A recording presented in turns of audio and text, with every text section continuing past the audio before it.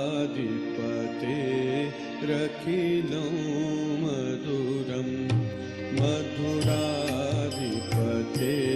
रखिलं मधुरम् अधरं मधुरं वदनं मधुरं नयनं मधुरं हसितं मधुरं हृदयं मधुरं गमनं मधुरं मधुराधिपतेरखिलं मधुरं मधुराधिपतेरखिलं मधुरम्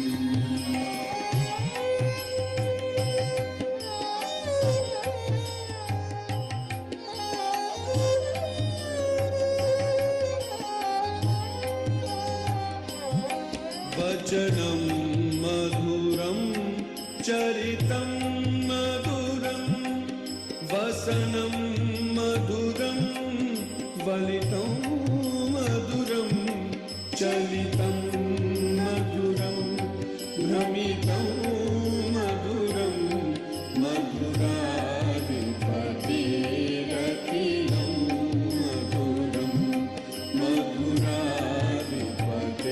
मधुराधिपतेरखिलं मधुरम्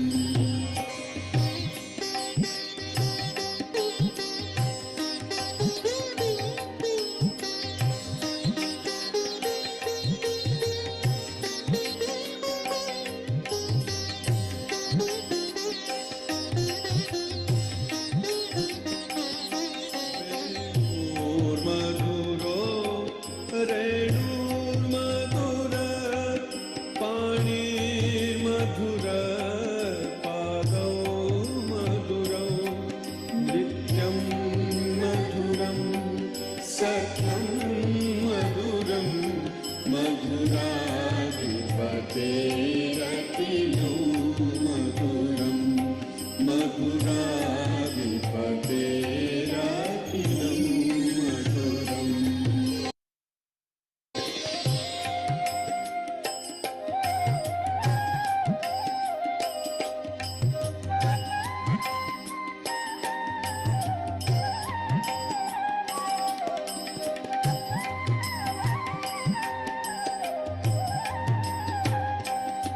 गीतं मधुरं पीतं मधुरं गीतं मधुरं पीतं मधुरं भुक्तं मधुरं सुप्तं मधुरं रूपं मधुरं तिलकं मधुरं मधुराधिपतेरखिलं मधुरं मधुराधिपतेरखिलं मधुरम्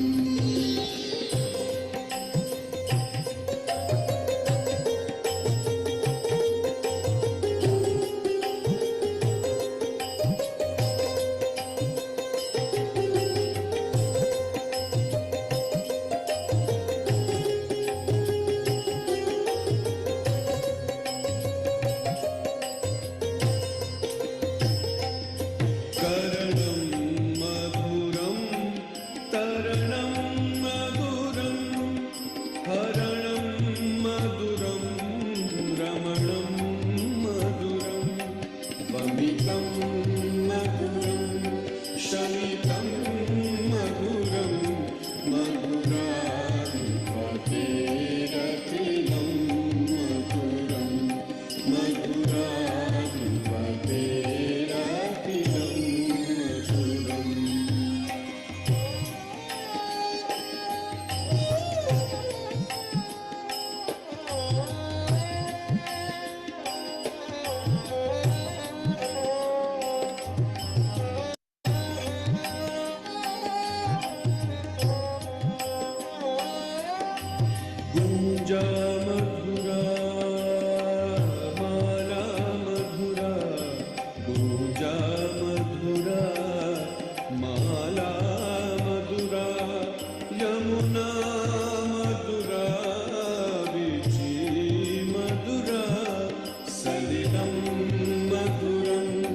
कमलं मधुरं मधुराधिपतेरखिलं मधुरं मधुराधिपतेरखिलं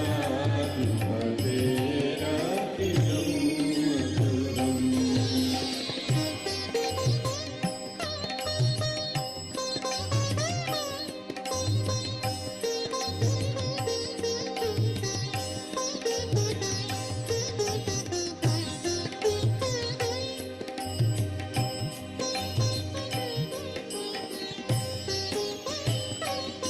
गोपी मधुरा लीला मधुरा युक्तं मधुरं मुक्तं मधुरम् इष्टं मधुरं शिष्टं मधुरं मधुराधिपतेरखिलं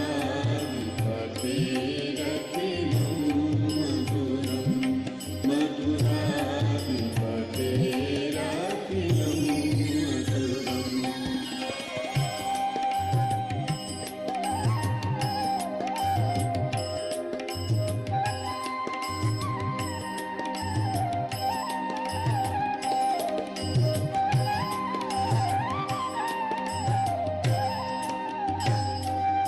गोपा मधुरा गावो मधुरा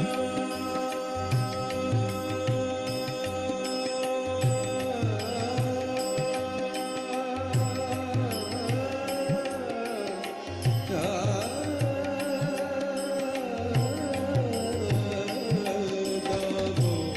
मधुरा गोपा मधुरा गावो मधुरा यष्टी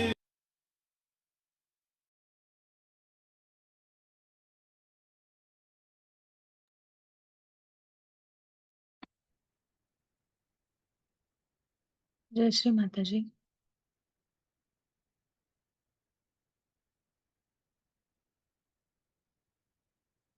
आपण श्री माताजींना नमस्कार करून डोळे बंद करूया.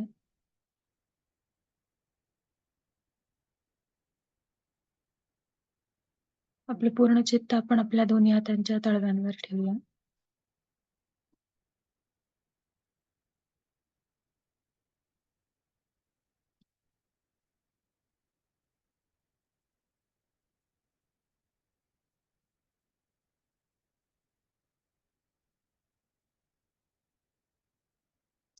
परमपूज्य श्री माताजी, कृपा करून आम्हाला आपलं निर्मळ जर्नी ध्यान करण्याची अनुमती द्या.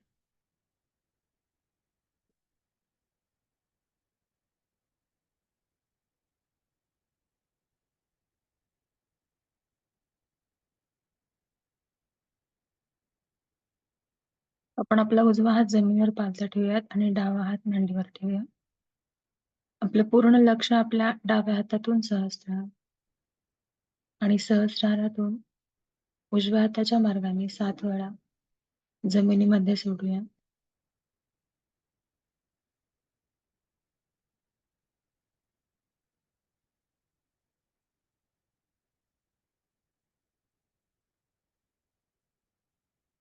सावकाशपणे आपण आपलं पूर्ण चित्त डाव्या हाताच्या तळव्यातून सहस्रार आणि सहस्रारातून उजव्या हाताच्या मार्गाने जमिनीमध्ये सोडूया.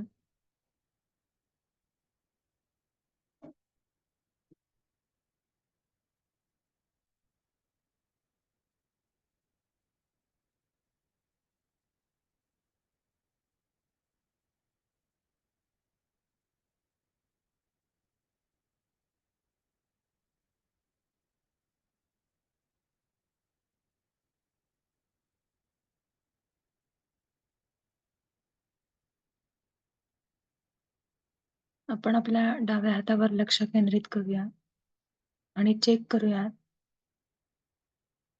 आपल्या डाव्या हातावर काय जाणीव होती आपल्याला.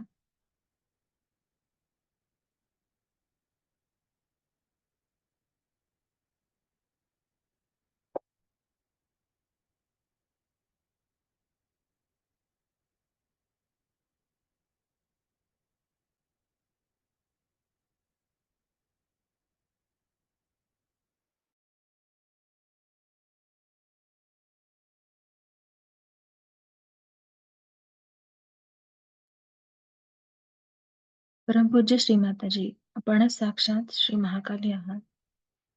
आपणच साक्षात श्री भैरवनाथ आहात. कृपा करून आमच्या डाव्या नाडीवरील सर्व दोष, बाधा, भूतकाळातले सर्व विचार ते कृपा करून या भूमितत्वामध्ये खेचून घ्या. आमची डावी नाडी शुद्ध, संतुलित आणि पवित्र बनवा.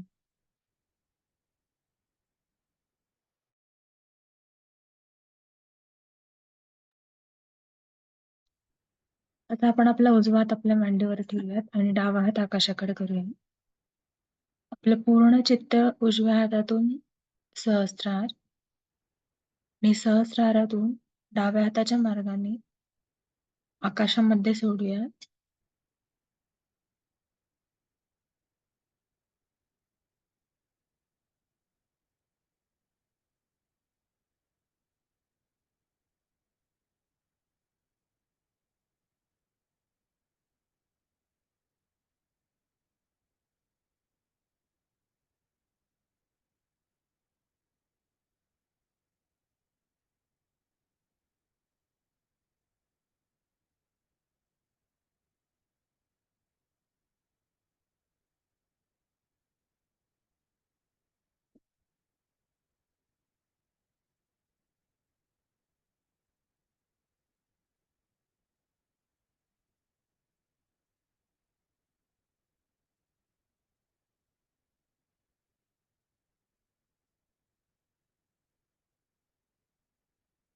आपण उजव्या हातावर पण चेक करूया. आपल्या हातावर चैतन्याची जाणीव होते का आपल्याला ते चेक करूया.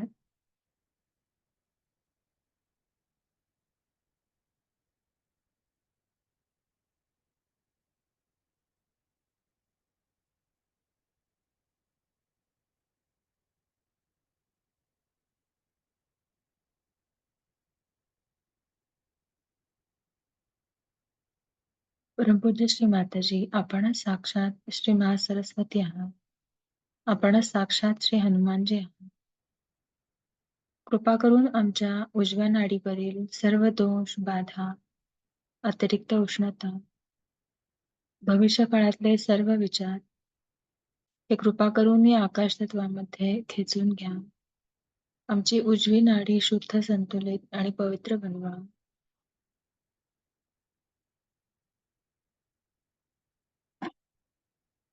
डावा हात मांडीवरती ठेवूया.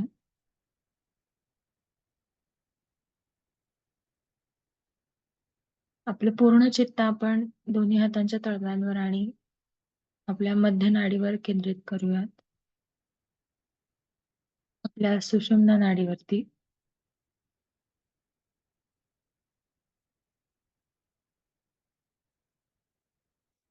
चित्त मूलाधार.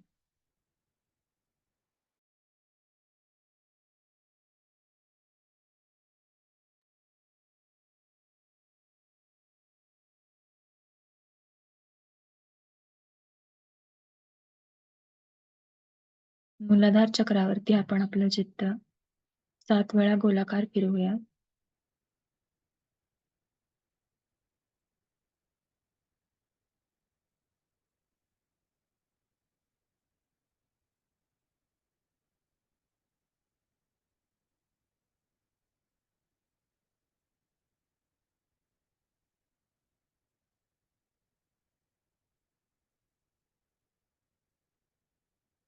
चित्त स्वाधिष्ठान.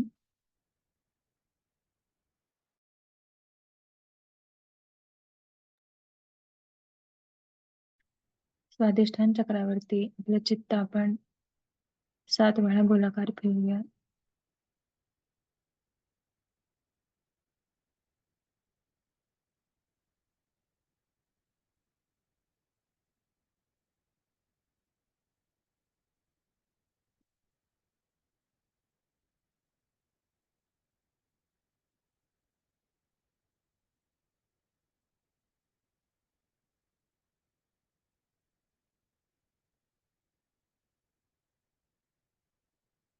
चित्त नाभी. नाभीवरती आपलं चित्त आपण 7 वेळा गोलाकार फिरवू.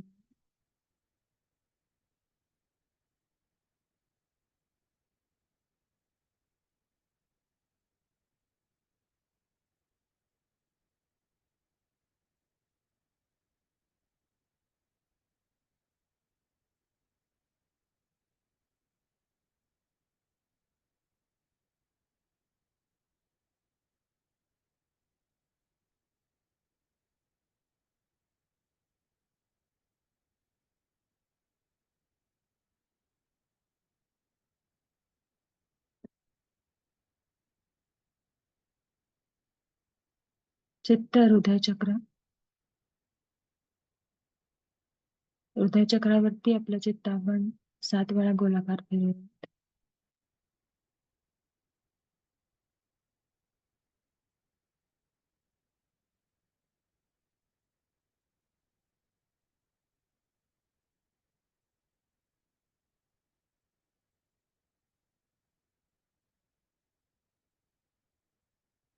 चित्त विशुद्धी. आपल्या गळ्यामध्ये विशुद्धी चक्रावरती आपलं चित्त आपण 7 वेळा गोलाकार फिरूया आणि आपण चेक करूयात की आपल्याला काय जाणीव होतीये.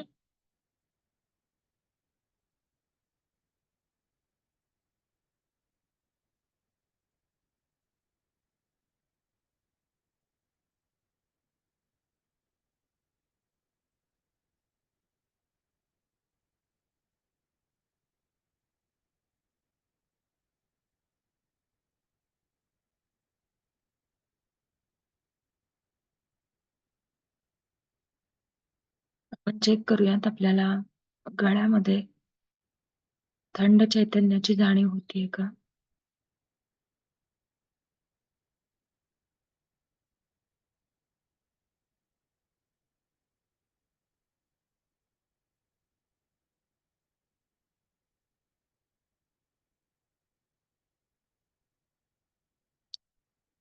आपण आपलं चित्त विशुद्धी चक्रावरती स्थिर करून श्रीकृष्ण स्तुती ऐकूयात.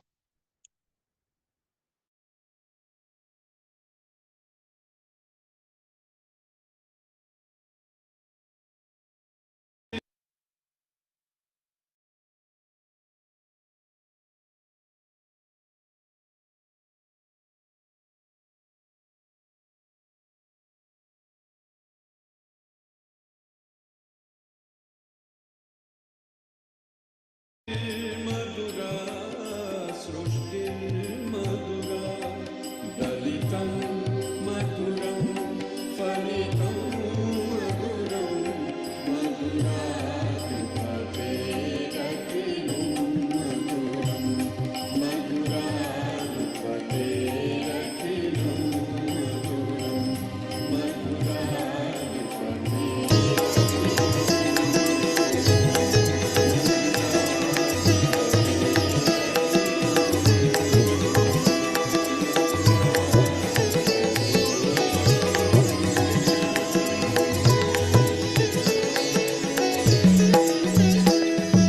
हरे मुरारे मधुकैट भारे गोपाल गोविंद मुकुंद अनंत श्री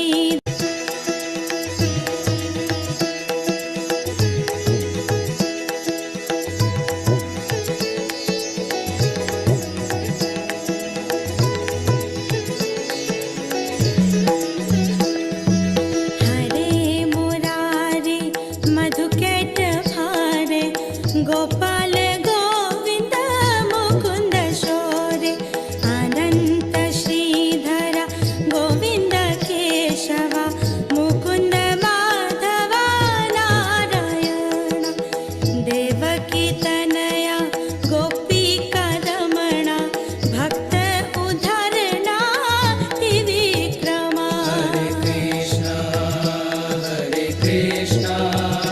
कृष्ण कृष्ण हरे हरे हरे कृष्ण कृष्ण कृष्ण हरे हरे हरे कृष्णा कृष्ण कृष्णा हरे हरे हरे कृष्णा कृष्ण कृष्णा हरे हरे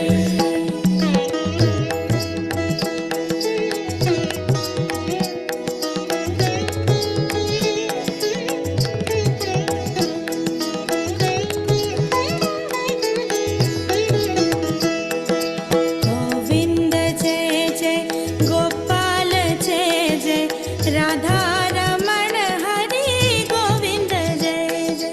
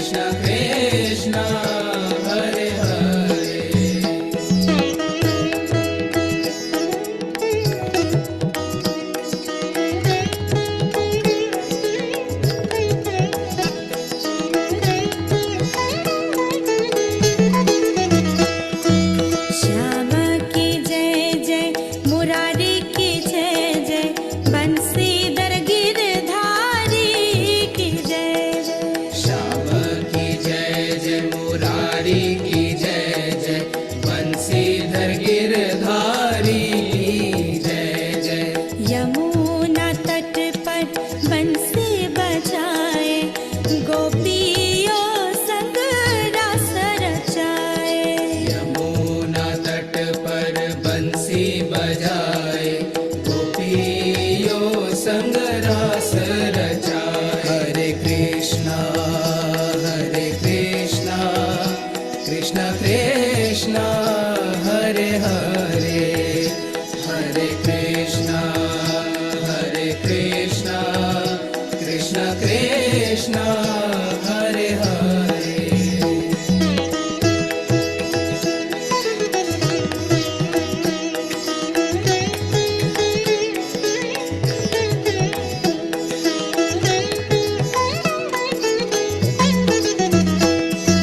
श्री कृष्ण गोविंद हरे मुरारे हे नाथ नारायण वासुदेवा कृष्ण गोविंद हरे मुरारे हे नाथ नारायण वासुदेवा गोविंद जय जय गोपाल जय जय राधा रमण हरि गोविंद जय गोविंद जय जय गोपाल जय जय राधा रमण हरि गोविंद जय जय हरे कृष्ण कृष्ण कृष्ण हरे हरे हरे कृष्ण कृष्ण कृष्ण हरे हरे हरे कृष्ण कृष्ण कृष्ण हरे हरे हरे कृष्ण कृष्ण कृष्ण हरे हरे जय माता जी जय माता जी जय माता जी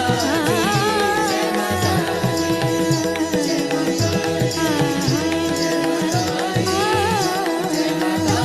जी जय माता जी जय माता जी जय माता जी जय माता जी जय माता जी जय माता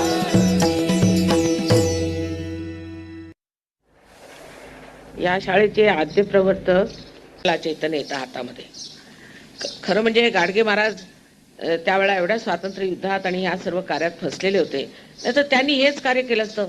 गांधीजींनी सुद्धा हेच कार्य केलं असतं, पण ती वेळ नव्हती, स्वातंत्र्याची वेळ होती. नाही तर माझं जे कार्य आहे ते त्यांच्यापासून झालंय. त्यांनीच हे कार्य पुढे करायचं स्वातंत्र्य मिळाल्यावर असं ठरवलेलं. पण करणार कसं? स्वातंत्र्य मिळाल्यानंतर ते किती दिवस राहिले? फारच कमी दिवस. ते सगळेच वैकुंठवासी झाले. बरं, मग दुसरी गोष्ट मी सांगितली की आपल्यामध्ये प्रत्येकामध्ये जीवात्मा असतो आणि तो आपल्या पाठीच्या कण्यावरती 7 असे लूप्स करून बसलेला आहे.